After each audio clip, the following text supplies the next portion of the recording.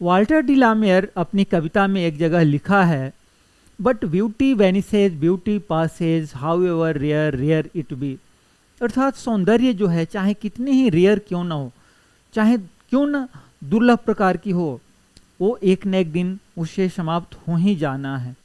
William Shakespeare इसमें कुछ और चीज़ों को ऐड करते हैं और कहते हैं कि न केवल ब्यूटी बल्कि इस दुनिया की चाहे कितनी भी कठोर से कठोर, विशाल से विशाल, अभेद्य अजेय दिखने वाली चीज़ें भी एक न एक दिन काल का ग्रास बन जाती हैं। समय किसी को छोड़ता नहीं है। कहा जाता है ना कि समय जो है अजेय होता है। तो आप गेस कर लिए होंगे, today I am going to discuss William Shakespeare's one of the greatest sonnets, sonnet number 65, since brass nor a stone. तो इससे पहले कि हम सोनेट्स को डिस्कस करें, brief introduction of William Shakespeare. यद्यपि मैं पिछले सोनेट्स में इन सब चीज़ों की चर्चा किया हूँ, बट तो सबसे पहले मैं इनके बारे में बता देना चाहूँगा कि he was born on 26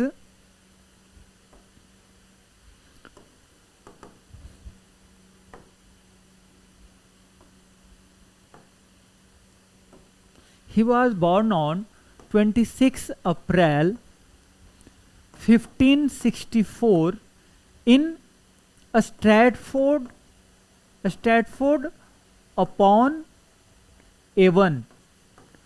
Stratford is the name of a place and Avon is a name of river. इनको अर्थात विलियम शेक्सपियर को बार्ड ऑफ एवन भी कहा जाता है। बार्ड ऑफ एवन, एवन, ठीक है।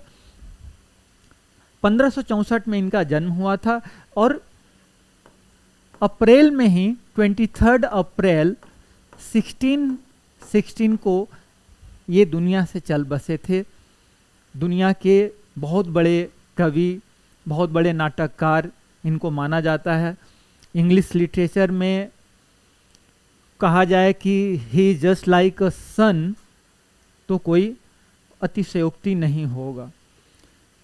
बहुत सारे ड्रामा लिखे हैं, पोएम्स तो लिखे ही हैं, और ये पोएटिक ड्रामा भी, इनकी जो भी ड्रामाज हैं वो सब के सब पोएटिक फॉर्म में हैं। ये 154 सोनेट्स भी लिखे हैं। क्या लिखे हैं? सोनेट्स लिखे हैं, जिसमें से 1 से लेके 126 तक जो है वो मिस्टर WH को संबोधित है। और ये फेयर यूथ, ये जो 1 से लेके 126 तक जो सोनेट्स हैं, इसको फेयर यूथ सेक्वेंस का सोनेट्स कहा जाता है। और 127 से लेकर के 152 तक जो है डार्क लेडी को संबोधित करके लिखा गया है। और 153, 154 जो है ये ग्रीक सोनेट्स कहा जाता है, ठीक है। ऑलरेडी मैं अपने प्रीवियस वीडियो में बता चुका हूं कि जो मिस्टर WH हैं, ये ऐसा कहीं विलियम शेक्सपियर डिस्क्लोज नहीं किया है कि who was mister WH, but जो एक्सपर्ट हैं वो गेस करते हैं कि शायद ये दोनों में से ही कोई एक महानुभाव रहे होंगे। एक हैं WH अर्थात विलियम हर्बर्ट, और एक है हेनरी रियोत्सले। ये अर्ल ऑफ साउथहैम्पटन थे, ये अर्ल ऑफ पेम्ब्रॉक थे। तो ज़्यादा लोग अपना इन्हीं के बारे में ओपिनियन रखते हैं, लेकिन ये भी एक अजम्पशन ही है। इनका टोटल कितना था सोनेट? 154 सोनेट था। और 1609 ईस्वी में, कितना ईस्वी में? 1609 ईस्वी में इनका ये जो 154 सोनेट्स प्रकाशित हुआ टॉमस थॉर्प के द्वारा। किसके द्वारा? टॉमस थॉर्प के द्वारा। और इनकी जो सोनेट्स हैं, पहले भी मैं बताया हूं, अभी मैं बता दे रहा हूं कि पेट्रार्कन सोनेट से डिफरेंट है, मिल्टॉनिक सोनेट से डिफरेंट है, राइम स्कीम भी डिफरेंट है, और स्ट्रक्चर जो है वो भी डिफरेंट है। उन लोगों का जो है वो 8/6 में डिवाइड है, इनका जो है 4/4/4/2 ऐसे डिवाइड है। इनका जो राइम स्कीम है वो है AB AB CD CD EF EF GG, ठीक है। और इनकी जो सोनेट्स हैं वो सब के सब जो है आयम्बिक पेंटामीटर में लिखी गई है। किस में लिखी गई है? आयम्बिक पेंटामीटर में लिखी गई है। आयम्बिक जो होती हैं, आयम्ब जो होती हैं, पहला अनस्ट्रेस्ड होता है, दूसरा स्ट्रेस्ड होता है। तो आयम्बिक पेंटामीटर में लिखी गई है, 5 मीटर होते हैं। तो कहने का मतलब है कि इसमें टोटल 10 साइलेबल आते हैं। आयम्बिक पेंटामीटर में टोटल कितने साइलेबल आएंगे? 10 साइलेबल आएंगे। उसमें से प्रत्येक जो है पहला अनस्ट्रेस्ड, दूसरा स्ट्रेस्ड, फिर अनस्ट्रेस्ड, फिर स्ट्रेस्ड, ऐसे करके वो आता है, ठीक है। अब हम आते हैं sonnet 65। Sonnet 65 is, as I have told, one of the greatest sonnets of William Shakespeare. This sonnet has philosophical tone. आप महसूस कर सकते हैं कि लगेगा कि कुछ फिलोसॉफिकल बातें कही गई हैं। इसमें कभी यह बताने का प्रयास किया है कि इस दुनिया की जितनी चीजें हैं, कठोर से कठोर हो, अजेय अभेद्य दिखने जैसी जो चीजें हैं, वो भी समय जो है किसी को छोड़ता नहीं है, सबको अपना शिकार बना लेता है। और उस पर से जो मानव सौंदर्य है, जो कि अपने आप में सुकोमल है, सुकुवार है, वह कहाँ टिक पाएगा? जो अजेय अभेद्य कठोर से कठोर दिखने वाली जो चीजें हैं, चाहे वो पहाड़ हो, बाउंडलेस सी हो, ये सब चीज खत्म जब हो जाता है तो उसके आगे मानव सौंदर्य का क्या औकात है? विलियम शेक्सपियर कहते हैं कि वो तो फ्लावर से भी, वो क्या है? फ्लावर से भी नाजुक है। तो जब कठोर से कठोर चीज जब खत्म हो सकता है तो फ्लावर से भी जो मुलायम चीज है, मानव का सौंदर्य, सुंदरता, वो कहाँ टिकेगा? आइए और देखते हैं कि कवि क्या कहता है।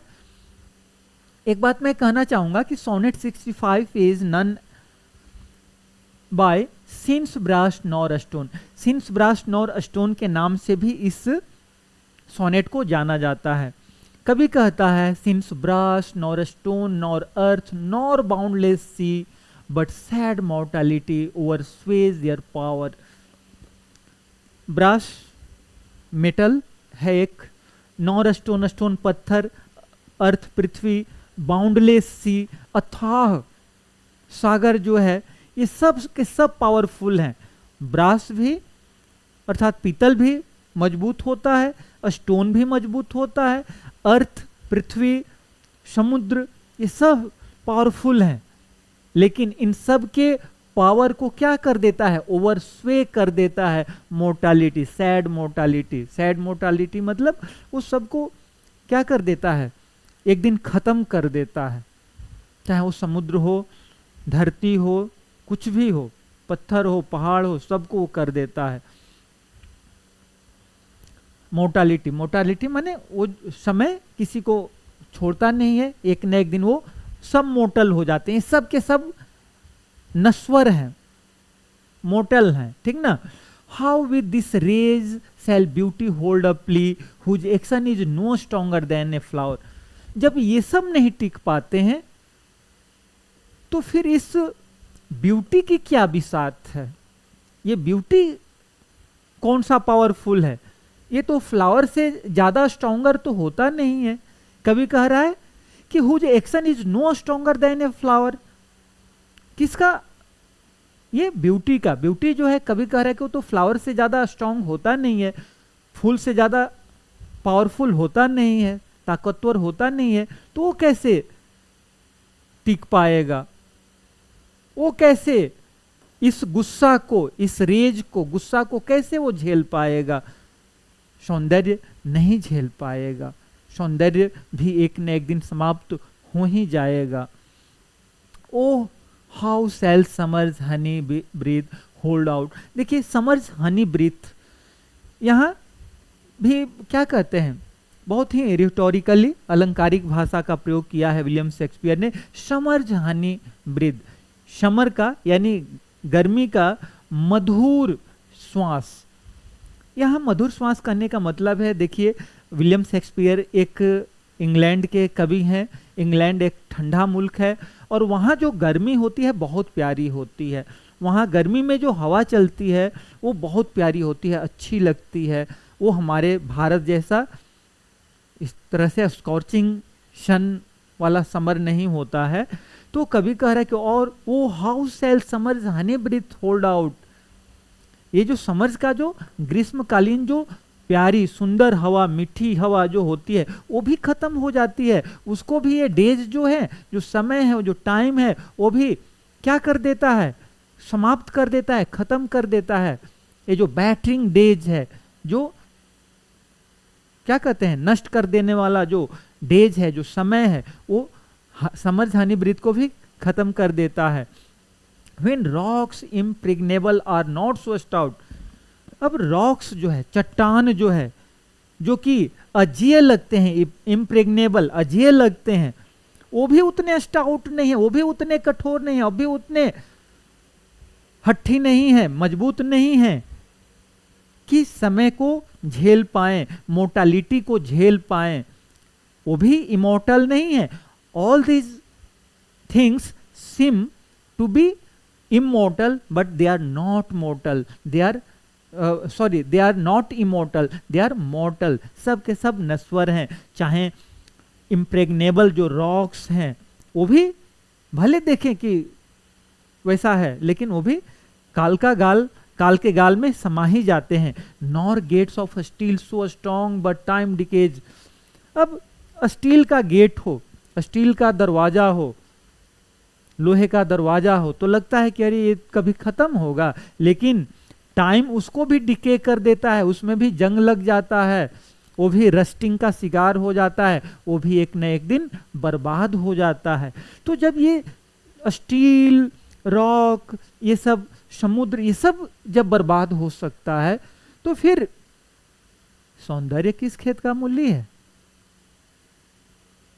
ओ फियरफुल मेडिटेशन फेयर अलैक। अब देख सकते हैं यहां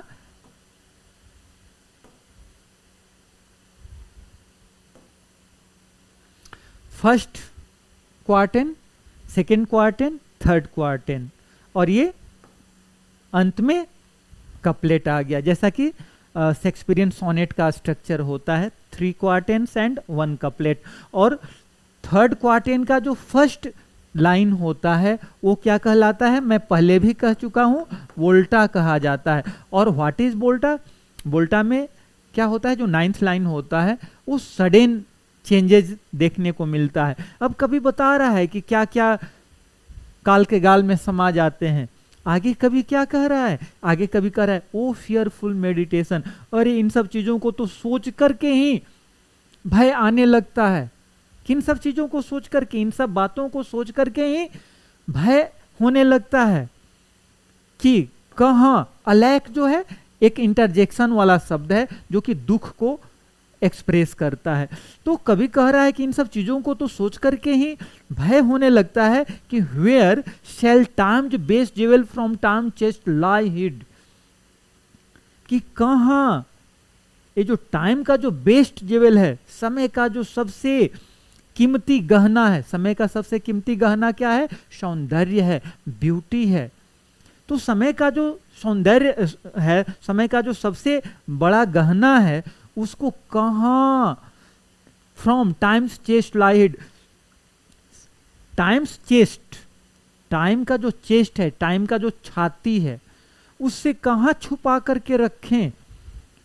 जो सौंदर्य है, जो ब्यूटी है, उसको समय से कहां छुपा करके रखें? समय की छाती से। देखिए यहां एक शब्द आया है चेस्ट। चेस्ट का दो अर्थ होता है। चेस्ट का एक अर्थ होता है छाती और चेस्ट का एक अर्थ होता है अलमारी।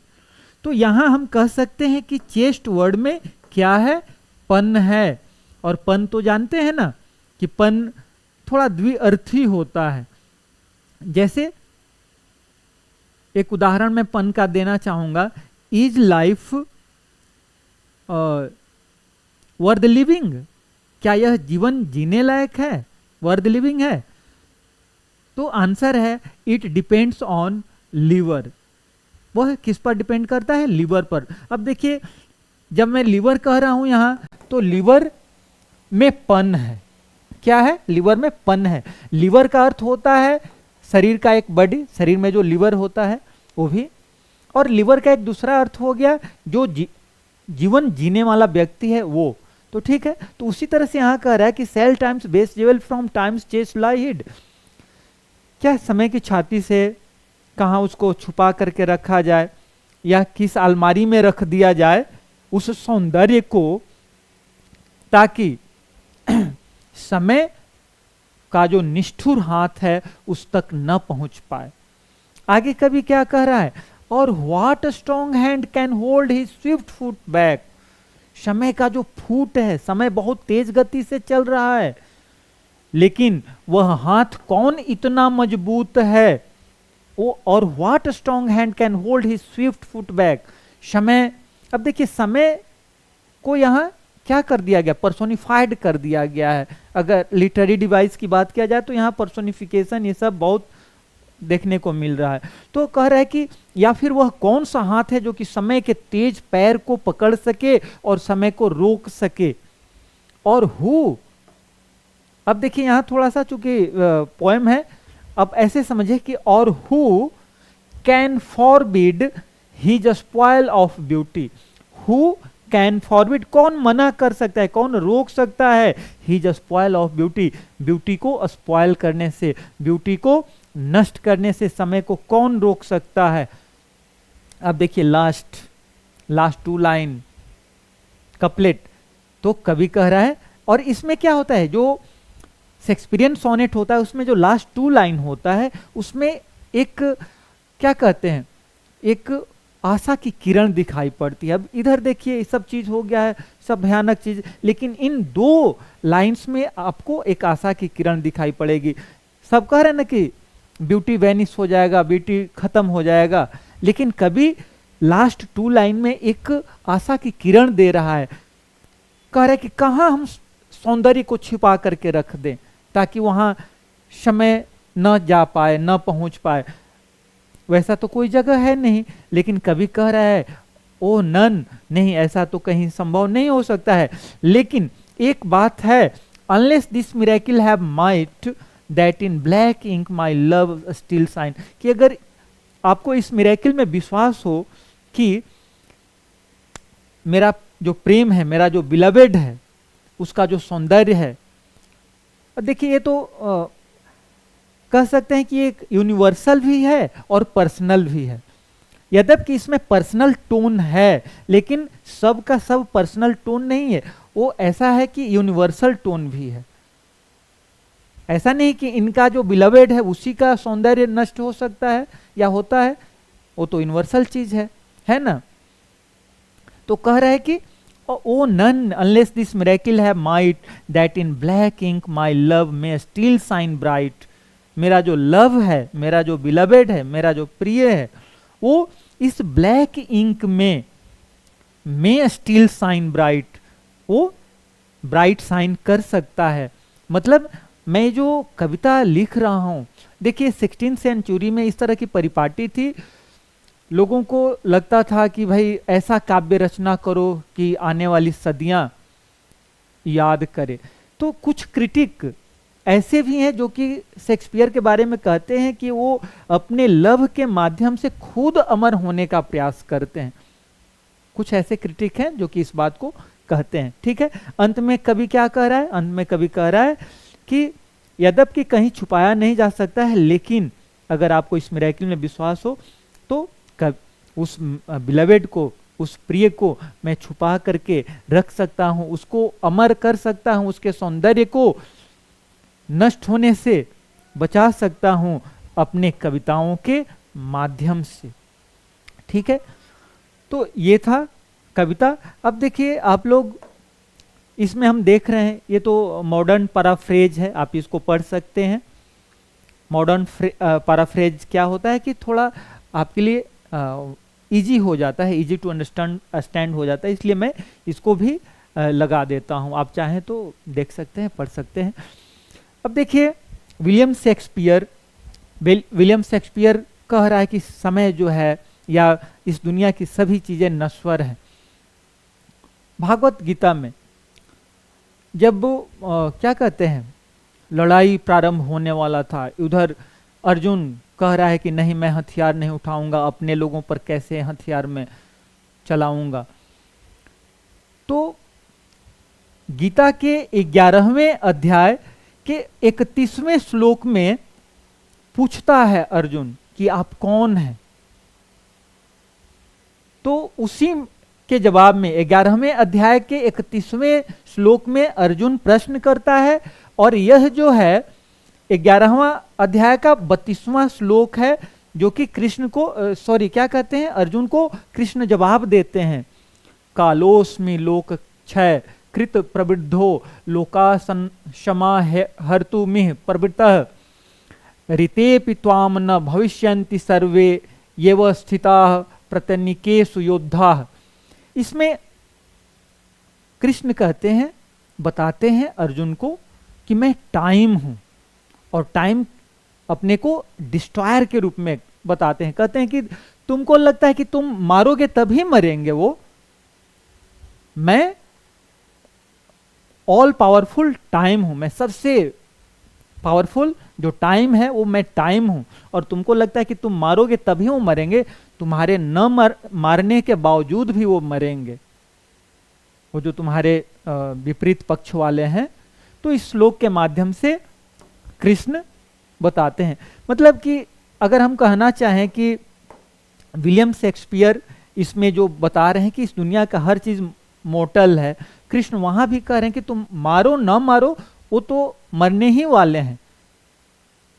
ठीक है, तो आज का यह वीडियो आपको कैसा लगा? अगर यह वीडियो अच्छा लगे तो इसे शेयर कीजिए, सब्सक्राइब कर लीजिए मेरे चैनल को, लाइक कीजिए। तो आज का वीडियो देखने के लिए आप लोगों को बहुत बहुत धन्यवाद, थैंक यू। फिर मिलते हैं नेक्स्ट वीडियो में।